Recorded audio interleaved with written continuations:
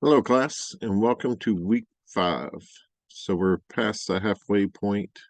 Um, hope glad everyone's keeping up. Just as a recap, as we've gone through halfway through the class, we started out with the Windows and the threat landscape, and as you know, when we had discussions on it, the threats are ever increasing. I work on an e-commerce site. We literally get thousands and thousands of access attempts daily, every day that we're blocking. We use web application firewall or web application firewall. We use access controls. We use a multi-layered approach as most organizations have to today, especially when you're publicly facing. So if you work in retail or e-commerce, any of those locations where just about every network has some external access. And then we wanted access controls, Microsoft Windows, and encryption tools and technologies. And of course, we want to encrypt our messages and use VPNs and use those type of tools as well. And we went over malware protection, got to install a couple malware softwares and check for malware. Of course, that's extremely important to be upgrading or updating our virus and malware protection software. And we also went over group policy control in the Windows environment. And then along with that, in week 3, I put an additional video on Linux and doing permissions or group policies in Linux environment. And a little bit different, but we accomplished the same things. And then we went over Microsoft Windows and auditing last week, and our backup recovery tools. And one of the big things is when we're doing backups, also practicing our restores. Like I said in our discussions, I remember using magnetic tape and having a team of 5 people. That's all they did was backups. Of course, we were an environment that used a lot of data, and backups are extremely important. And like I said, I had a team that all they did was do backups and recoveries, but more moving data off the our systems. When direct disk or DASD disk, direct access storage devices, were very costly. Costs, have been driven down on storage devices, but we still have to move data back. And, depending on your organization you work or the field you're in, especially publicly traded companies, will determine how long you have to maintain data. And, for some, it's 1 year, such as HIPAA regulations. There's other tax records that need to be maintained for 7 years, which is quite a long time. And we have much more options now, where we can store it in the cloud, and it's much easier to do, offsite storage. So this week, we're going to talk about how to make Windows networks more secure, and how to connect computers together, in our local area network, and mainly in Microsoft Windows environment, and then look at Microsoft Windows security administration, security policies, and monitoring.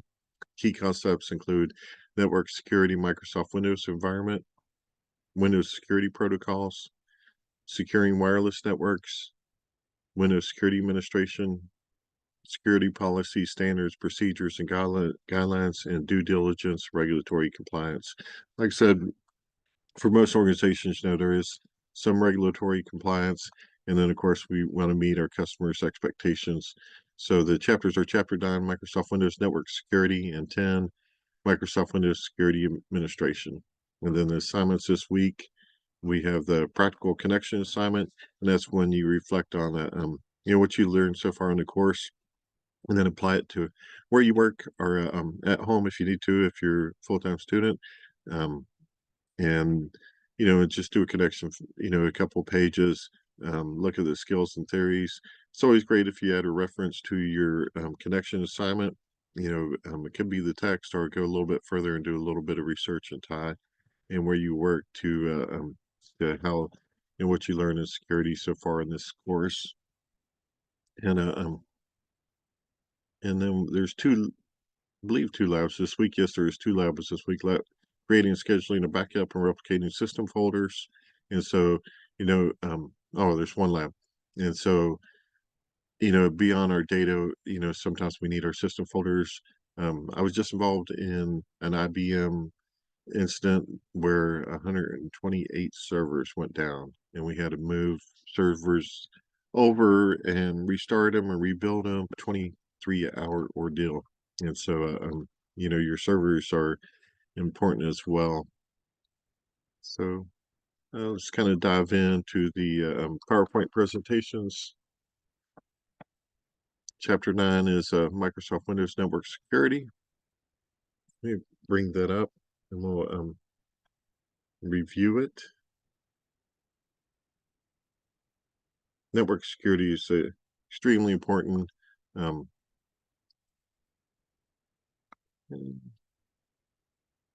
see, I don't see any discussions for this week. Passing. Just the assignments are the labs and they're all in the practical connection, so there is no discussion this week. So, like I said, security strategies and Windows platforms and applications are Microsoft Windows network security. So, objective is to implement security controls to protect Microsoft Windows and systems and networks. And of course, depending on the organization, you're going to have Linux systems and IBM systems. You're going to have Oracle. So when you get an enterprise, you're going to have much more than Windows environment. I work in an environment that's 80% Linux, but of course, we use Windows for our policy editor most of the time. So our key concepts is network security, Microsoft Windows environment, Windows security protocols, and securing wireless networks. Wireless, of course, is more and more prevalent as the technology has greatly increased. We're going wireless in more and more places. Of course, our servers are usually networked together with a Cat5 or even fiber at times. So the purpose network security is active as a layer of defense. As we've been talking about in our discussions, security is, we do defense in depth or layered defenses. And so we want to stop intrusions at the most external point, but we want to have security measures at every layer of our network and our applications. So network security helps keep attackers out. It also reduces risk of compromised computers. And that's what they're a lot of hackers are trying to do. They're trying to gain access to our data, put in back holes, and access personal records or access proprietary information. Also, the purpose to limit exposure to protected resources and support of availability, integrity, and confidentiality.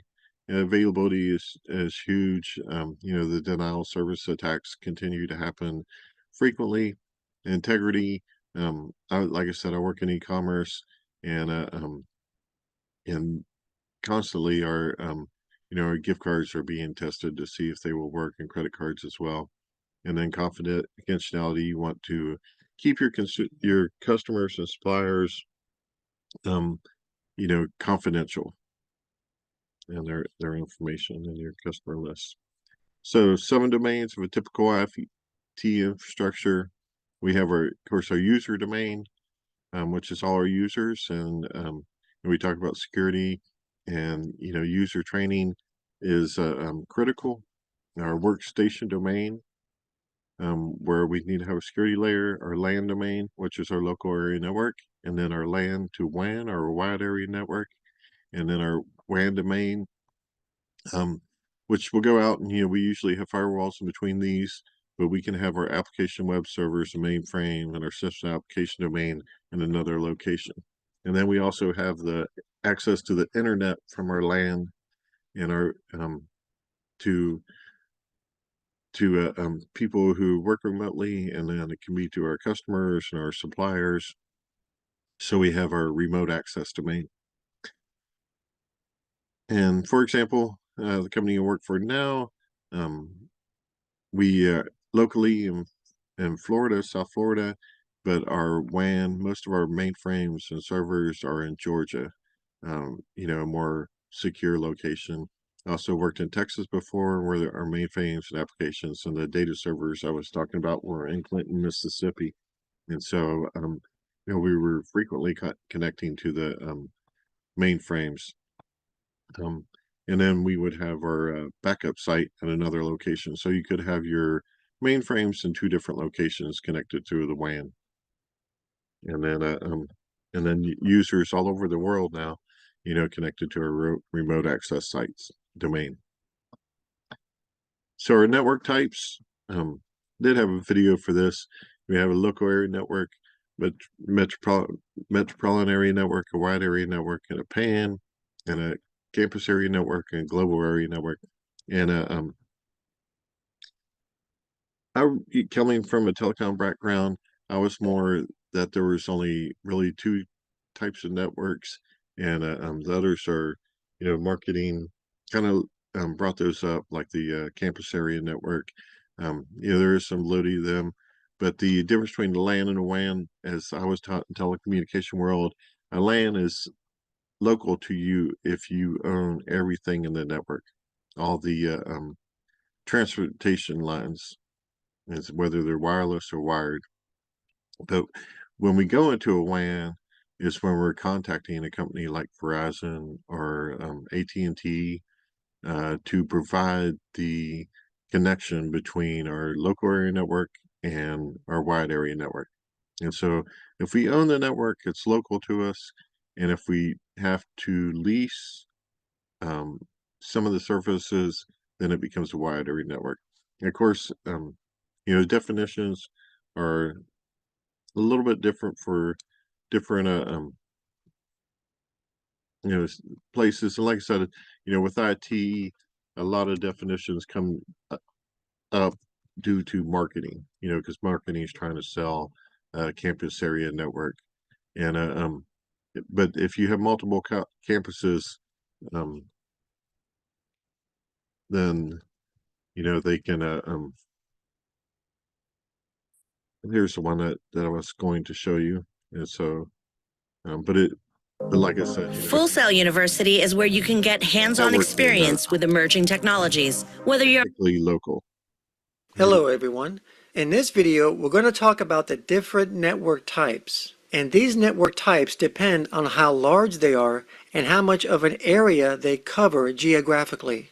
Now, most people who have a basic knowledge of networking are familiar with terms such as LAN and WAN. But in addition to those, there are a few more network types that a lot of people are not familiar with. So that's what we're going to talk about in this video. So let's first talk about a PAN. PAN stands for Personal Area Network.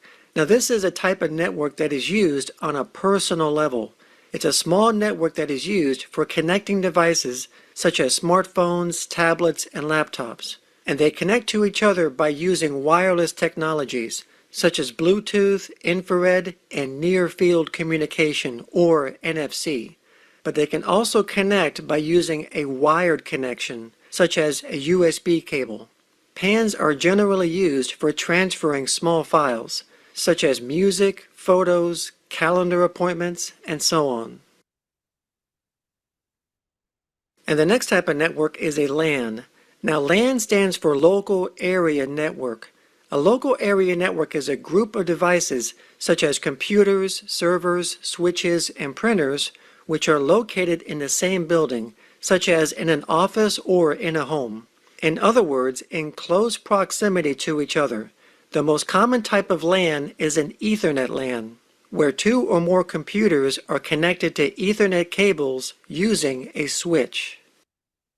Now, a WLAN, or Wireless Local Area Network, is a local area network that uses wireless communication instead of wired communication. A wireless LAN is defined as having at least two devices that use wireless communication to form a local area network. A wireless LAN will typically have a Wi-Fi router or a wireless access point for wireless devices such as laptops, tablets, wireless desktops, and smartphones to communicate. So in simple terms, a wireless LAN is a LAN but without using cables. And the next network type is a CAN. Now CAN stands for Campus Area Network. A CAN is a network that joins two or more LANs together within a limited area. So for example, a CAN could be a university that has multiple buildings in the same general area that are connected to each other to form a larger network. So these buildings could be different departments on a university's property, with each building having their own LAN in their department, and then the buildings are connected to form a campus area network. And the next network type is a MAN. MAN stands for Metropolitan Area Network. Now this is a larger network than a CAN. It's a network that spans over several buildings in a city or town. MANs are typically connected using a high-speed connection such as fiber optic cable. It's a high-speed network that gives the ability for sharing data and resources within a city. And the next one is a SAN, or Storage Area Network. Now, a SAN is a special high-speed network that stores and provides access to large amounts of data. Basically, what a SAN is that it's a dedicated network that's used for data storage. This network consists of multiple disk arrays, switches, and servers. One of the main reasons for using a SAN is because SANs are not affected by network traffic, such as bottlenecks that can happen in a local area network. And that's because SANs aren't really a part of a local area network. It's partitioned off. It's a network all by itself. And then finally, there's the Wide Area Network, or WAN. A WAN is the largest type of network. A WAN includes multiple LANs, CANs, and MANs. It's a network that spans over a large geographical area, such as a country, continent, or even the entire globe. A good example of a wide area network is the Internet.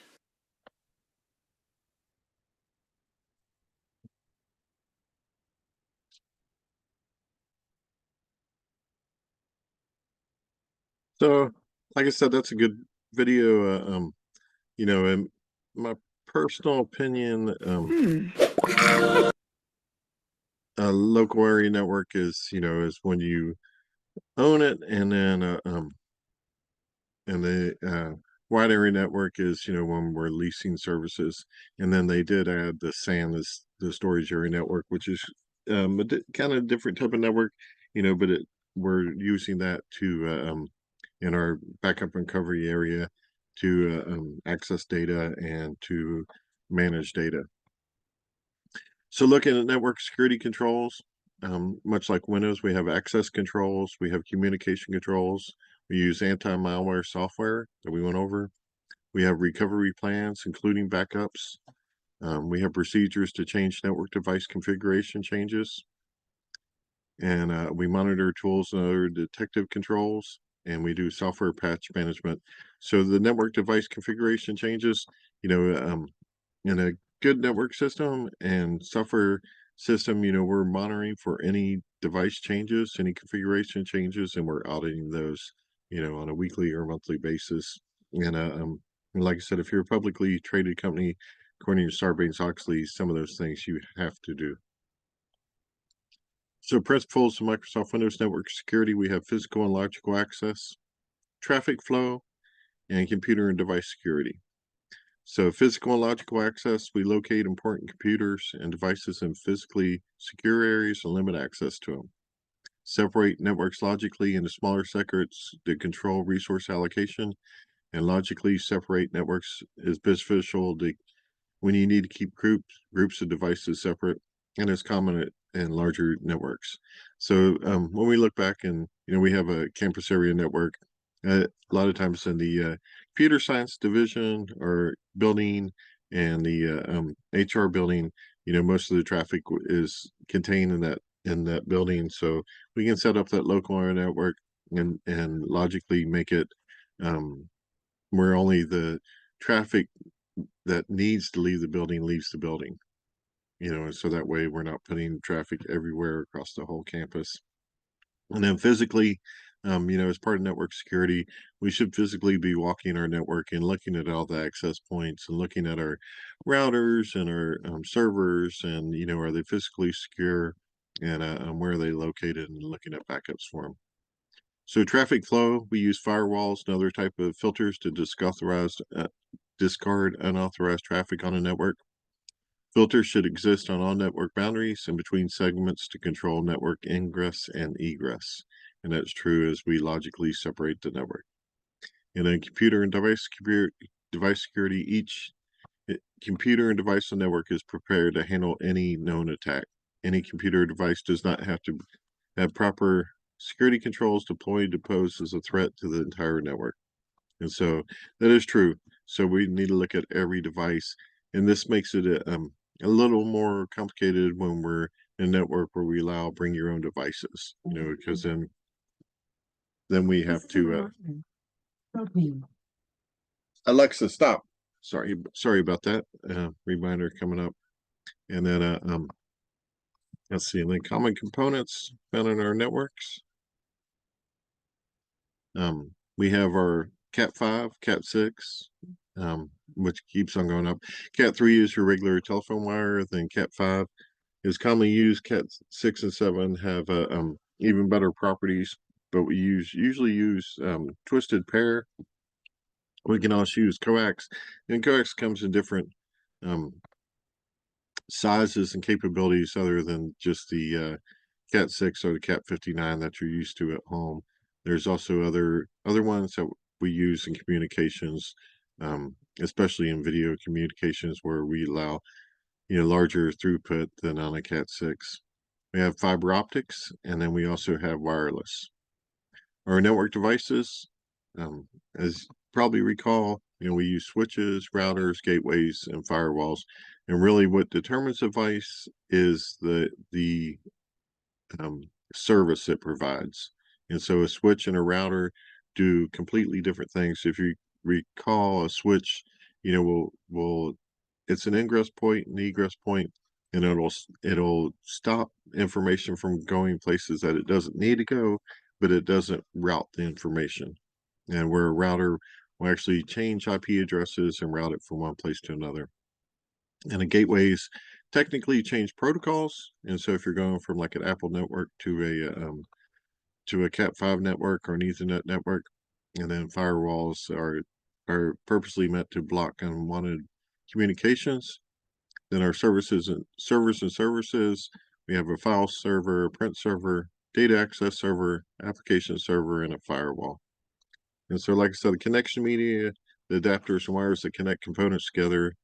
Not all connections use wires. We can use radio wave transmissions. We can use Bluetooth as well. Networking devices, hardware devices that connect the device's computers using connection media. Server computers are hardware that provides one or more services to users, and that's again, that's a relationship. And so file server provides access to servers. Access to files, for example. So like I said, connection media is usually wireless or untwisted, twisted pair. We have either shielded or unshielded, and then our coax and our fiber optics. And if you remember taking these before, fiber, all of these have advantages and disadvantages. The anything that's metal, can get an electromagnetic interference, where fiber optic cable does not have that issue. Some of our 802.11 standards that continue to increase, that determine our max transition speed, and then how long the range, or how long it will go. This is for wireless, so we can have indoor or outdoor, meaning walls will affect the how far your wireless transmission go, and then what's inside the walls, whether they're concrete or metal, and will affect it as well. And you can see A, B, and G were around for quite a long time, and then Now we're up to AX, which goes all the way up to 4 gigabits, and it's proposed. And and my friends that work mainly in wireless, they're saying that wireless is going to completely take over, and even to the point that where you're flying on the airline, you can be connecting to wireless networks that are ground based. So we'll see.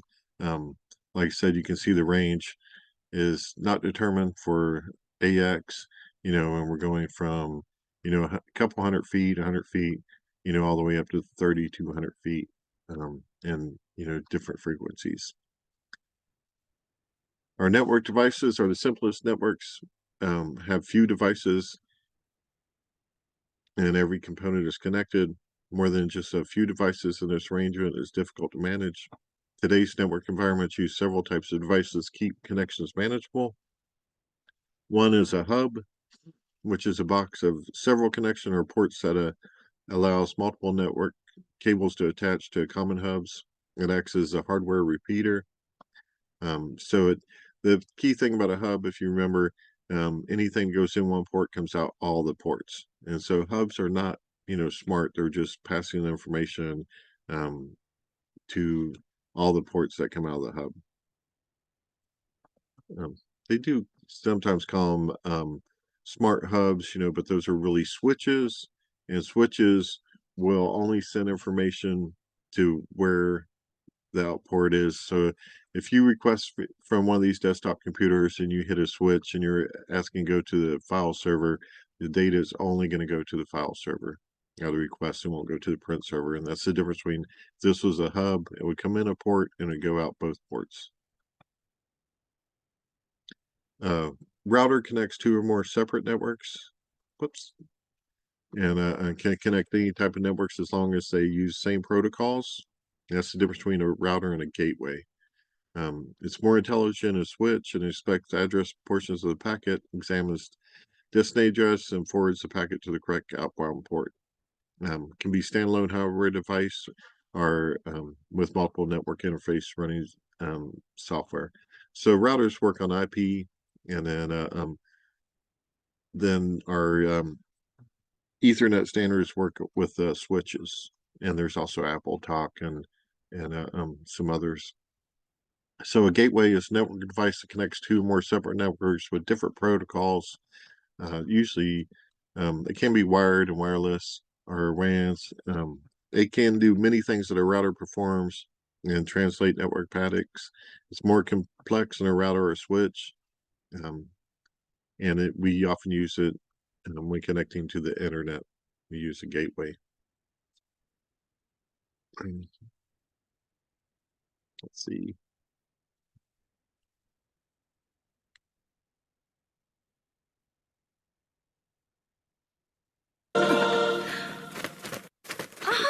Oh, yeah! Thought I had one.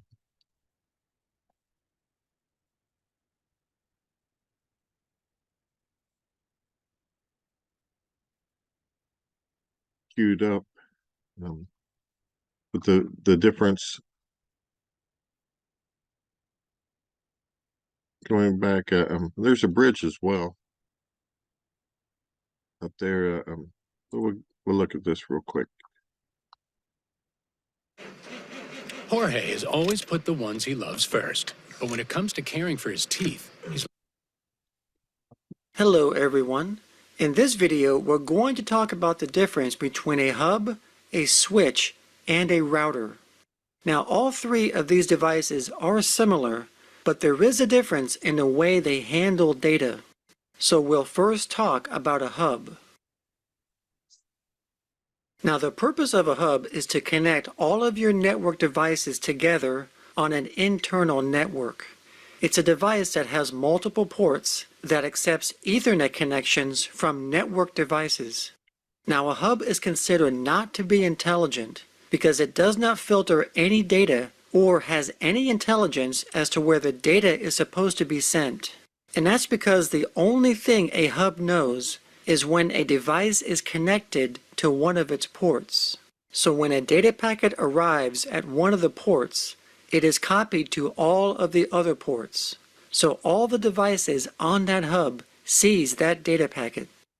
So again, a data packet comes into one port, then the hub will just rebroadcast that data to every port that has a device connected to it. So even if this computer here only wanted to communicate with this computer over here, these other computers would still receive the data even though the data was not intended for them.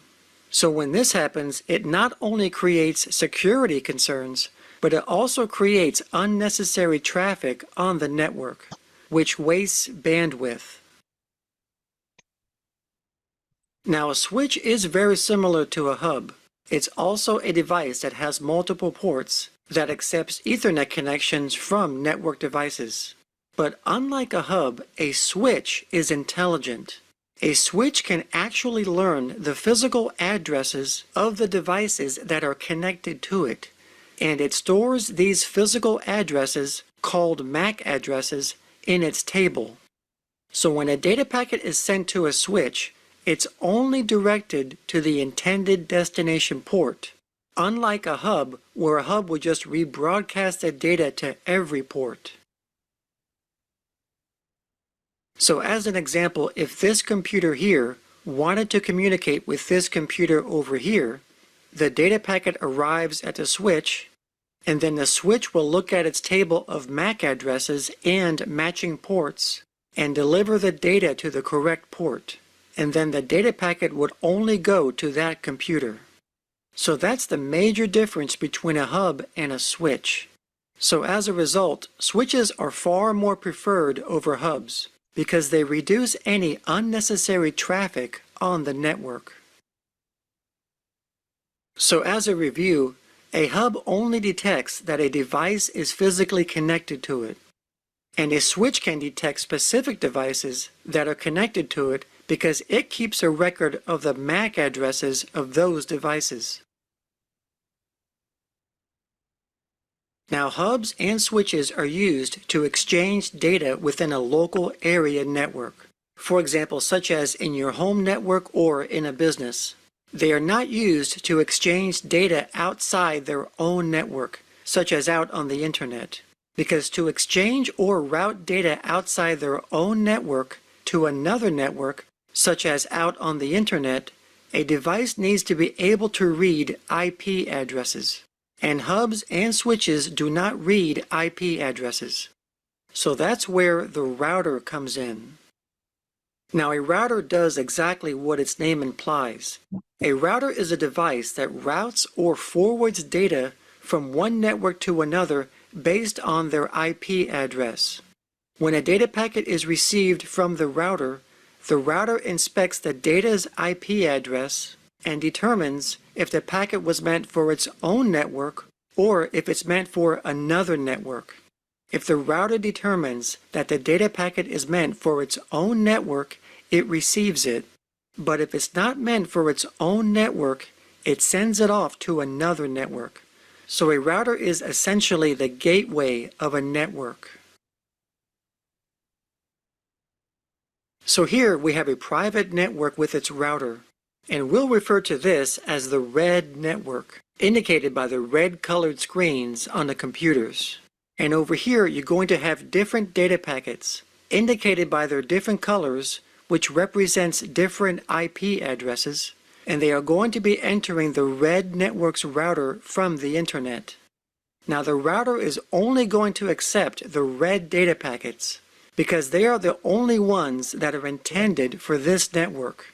So all of the other data packets, the yellows, blues, greens, etc., will be rejected by this router because they were not intended for this network because their IP addresses were not meant for this network. Now here is an expanded view of routers over the internet. There are 4 networks here, indicated by their different colors, and each network has their own router, along with their hubs or switches and their computers. So right now, as you can see, each network is just exchanging information within their own network. Their data is not going out on the internet, so they are not communicating with other networks. They are just exchanging data within their own network using their hub or switch. Now let's go ahead and exchange data between different networks. So let's say, for example, that this computer here on the red network wants to communicate with a computer here on the blue network. So for this to happen, the data packet has to leave their own network and go out on the internet. So the computer sends their data, and it goes to the network's router.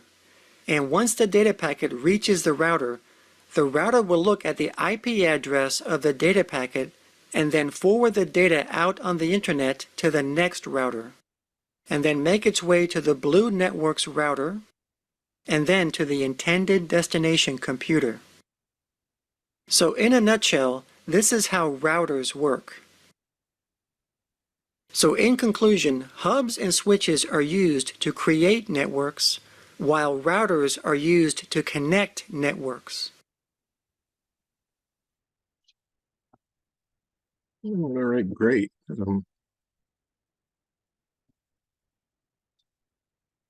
Provides a little bit of clarity why we use different ones, and you can see that with our gateway, because when you go and use your browsers, such as I was using my browser there, when I type this, we're actually going to another site. We're going across network, and this page and this video is on a computer in another network. Just an example. So server computers and server services devices, centralized services for multiple users to share information and physical resources. Examples are file storage, printer and print services, central database and document management systems, and central authentication services. Those are, four commonly ones in almost any organization. We want to put our file storage somewhere on the network where we can do automatic backups, and maintain our corporate data. We want to share our print services. We don't, every person to have maintain their own printer. We get with our database and our document management systems, we want to have those centralized. And then our authentication servers, which we talked about Windows authentication the first couple of weeks, and we want to maintain those from our network operating center and provide access to all these servers based on a person's job and responsibilities. Server computers continue. We also have a network file server, a network print server, data storage, and an application server. So different applications we access, and then of course our data. So our, like I said, we have those, and then a firewall, it filters network traffic to block suspicious packets and messages, examines all network traffic and compares it with predefined rules. Rules tell the firewall whether to forward and deny the traffic. And after matching traffic to its rules, firewalls should drop or redirect traffic. Firewalls, we use web application firewalls frequently, to access our networks in an e-commerce environment.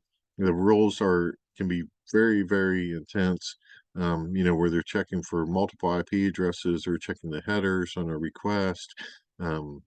There's so many things now into a firewall that we're checking, and we use AI, or we use automation techniques to look for traffic that's suspicious and then block it, or maybe hold it, or maybe just identify it as possible, so that we can look at it later.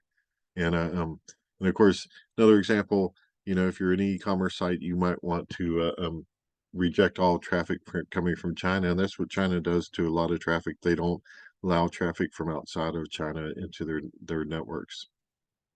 So our DMZ with 2 firewalls, you can see our firewalls here. We have our internal users with our internal servers and a switch where they communicate. Then we have a firewall that will be in between our switch and our DMZ servers to make sure that there's double layer protection getting to our internal users. And then we have a firewall before the router going to the internet. And sometimes, this can be one computer, because again, these are services, and so this firewall router, we may have one locally here. We may route our traffic through a web application firewall as well, and have a web application firewall in front of it. So Microsoft protocols and services, a node is a computer or a device connected to the network, and it's just one of the things we refer to it. The OSI reference model is a generic description of how computers are multiple layers, protocols, rules to communicate at network transmission. TCP/IP reference model defines the 4 different layers of communication rules. Our OSI model, which we should learn in Networking Plus, you have the application layer, the host layer, the internet layer, and the network access. And so you have the application, presentation, and session, the transport, the network, the data link, and the physical. The physical is actually the wiring link. The wiring data links are network interface card, and then we have our local area network, and then the transport, and then when we get to the application, it's our session, presentation, and application. Common protocols include Telnet, SSH, HTTPS, TSL, or TSL, SSL, TCP/IP, and UDP. We also have IPsec, PPTP, L2TP, SSTP, WEP and WAP, and Kerberos. And here's an example, just in going across different countries, message flow in the UN, and how they go from a delegated translator and aid. And it's just showing you, how you have different models, securing the Microsoft Windows environment network services. We do service updates. We have our own service accounts and do any necessary services. And you'll be doing these in the lab. So we do our startup options, and we can have here we have a Kerberos key distribution service, and you can help me configure it and do, have it automatically start up.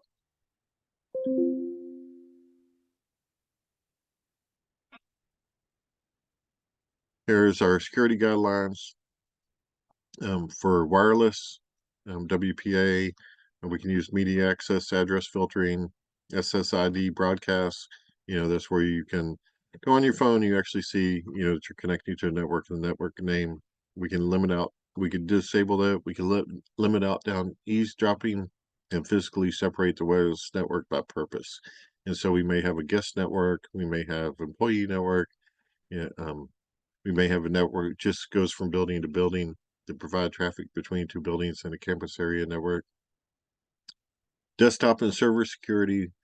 Desktop, we use user authorization and authentication, malicious software protection, outbound software filtering. At the server level of server security, we use authentication and authorization. We also use malicious software protection and network traffic filtering.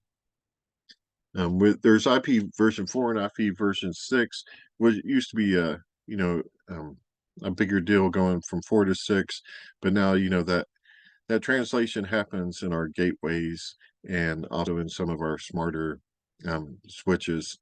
So locally we can use IP version 4, and then we can go out on the internet. Almost all traffic is IP version 6 running on the internet now. And then for cloud computing, just when we're working with our service providers, we do need to verify in our service level agreements, what kind of security they are providing us in the cloud. So our best practices for Microsoft Windows Network security is identify sensitive data, always use encryption, establish unique domain user accounts, force strong passwords, create new user accounts with limited rights and permissions for services. Do not allow any services run as a domain admin user. Use Kerberos for secure authentication. Install firewalls to create a DMZ. We can install multiple firewalls that we've seen and use encrypted communications like SFTP. Best practices: continue to establish firewall rules. Deny all suspicious traffic. Allow only approved traffic. Filter in inbound and outbound traffic. Like I said, depending on your organization, this is can be more difficult to manage, especially in the e-commerce world when you want people, the public to be accessing your site.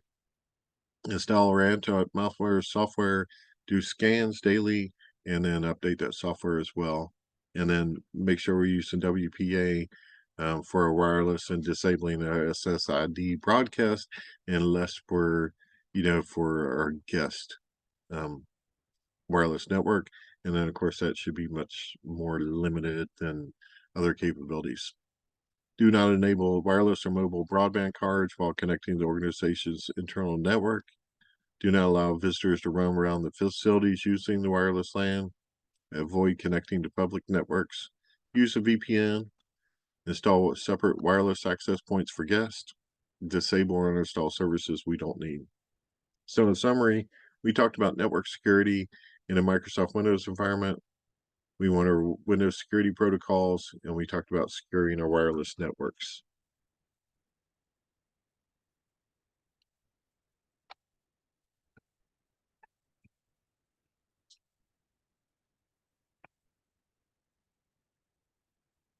Just want to put a note in here that we check this video.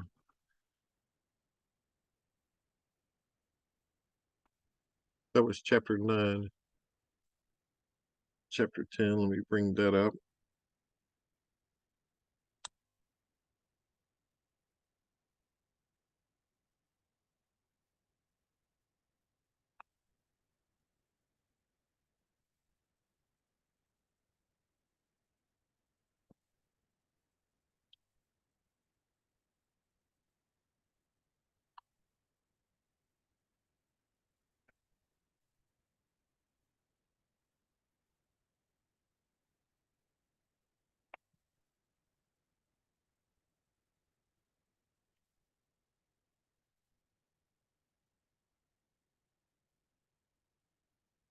And it's opening, and there we go.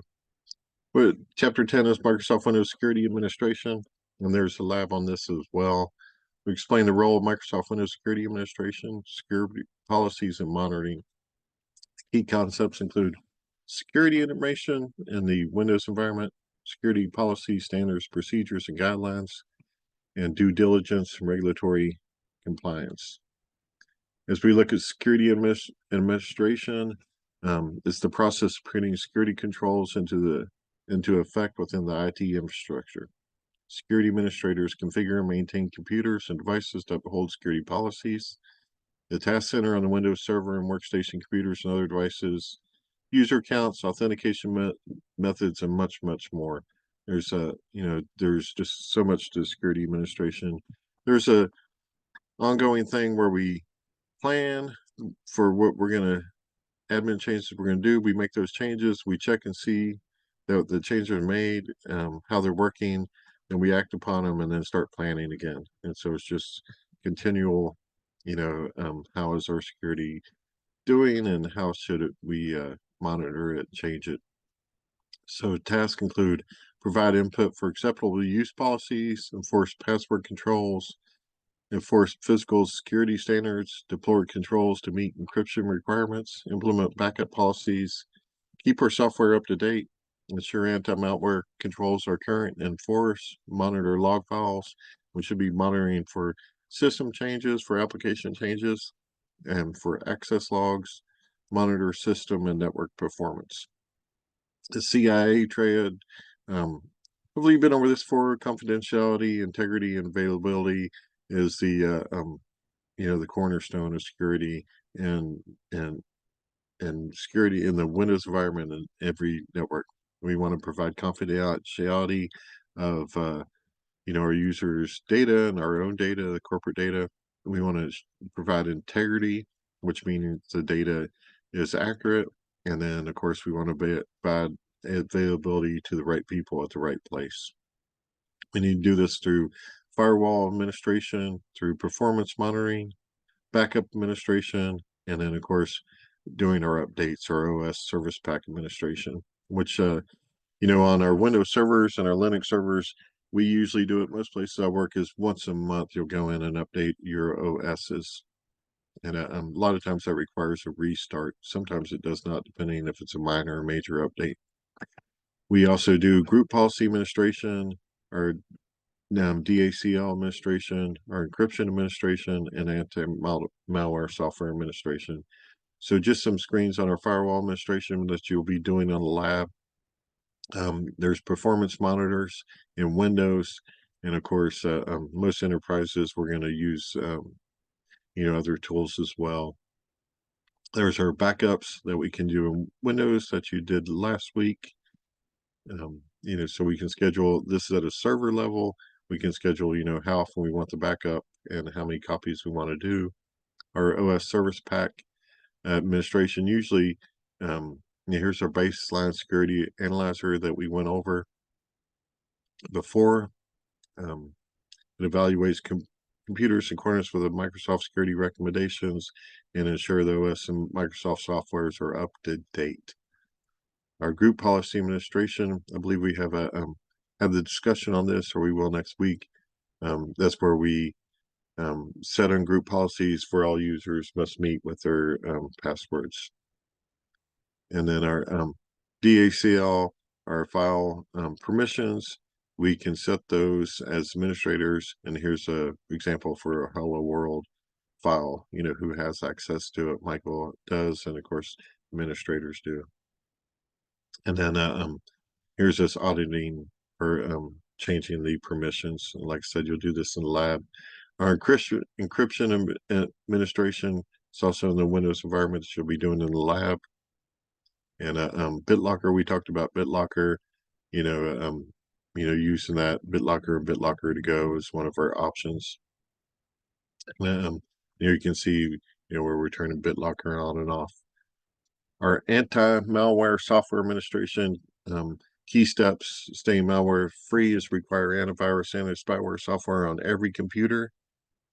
Ensure the anti-malware software is current and all data is up to date. Scan each computer at least weekly, and ensure anti-malware shield software runs on every computer that connects to the network. And so that, like I said, it's a little more difficult with bring your own device, but we can set policies that before you connect to the network, you must meet these criteria. So due diligence, we have to look at compliance and due diligence. Compliance ensures items in each domain of your IT infrastructure meet or exceed your security goals and should include all legal, regulatory, and standard requirements. We should implement, We should implement compliance requirements to minimize the impact on business drivers. Business drivers are the components, including people, information, conditions that support business objectives. And due diligence is the ongoing attention and care an organization places on security and compliance. You can reduce your exposure to third-party liability by investing in resources into establishing and maintaining compliance. And here's our compliance manager that you'll see in the lab. So security policy, standards and procedures and guidelines, maintain security elements, clearly state security goals, document our plans, communicate with stakeholders. We should have a security policy, our security standards, security procedures, and security guidelines. And all these documents are living documents, where we need to plan, act, and update and monitor. So some of the best practices include clearly stating our security goals, include all compliance requirements, use the PDCA method, communicate with all stakeholders, strive for simplicity. Users want availability. I mean, that's one of the things we got to meet on the CIA triad. Search for controls that have little impact on users. Coordinate AUPs with technical controls. Automate as much as possible. Use Active Directory group policy objects. Also, coordinate physical and technical controls. Use anti-malware controls. Develop a plan and monitor system network performance. We should be our networks, our access logs, any system changes, any configuration changes. Use up-to-date software. Examine our log files. Stay current on all emerging attacks. Test our recovery plans. And so part of backup recovery is actually doing the recoveries and define our DACLs. So in summary, we went over the Windows Security Administration, looked at security policies, standards, procedures, and guidelines, and looked at due diligence and regulatory compliance. And so hope you enjoyed the labs this week. If you have any questions, email me. Look forward to your assignments that you complete this week, and we will talk to you soon. Like I said, if you have any questions, feel free to email me anytime.